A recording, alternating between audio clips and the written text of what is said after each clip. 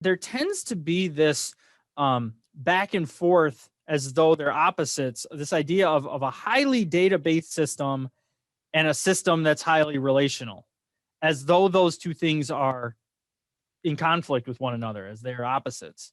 And as we explored your setup, that was not true at all.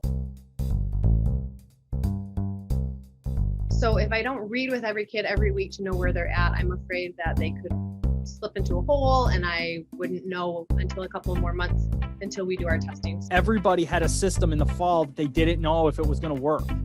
Like 100% of the system did not know if it was going to work. And it's only a 5-minute window.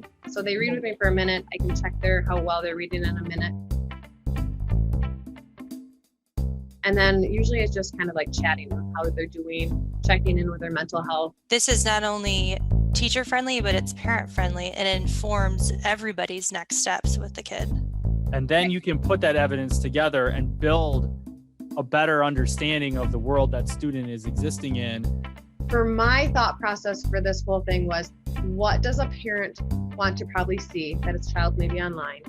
And what would be helpful for me and what would be helpful for them? You know, being online, you don't see the whole child. So because of that, you knew that that was a barrier. You said, okay, then I need to work extra hard to paint the picture of who this kid is. And here's a way I can do it. I clearly was not so great at the beginning of the year. And now it doesn't take me that long at all on Friday to just quickly do it. But if I didn't have this, then I'm kind of going off of just like my gut. And that's not always great when you're online and you don't know. Well, it's actually not all that great.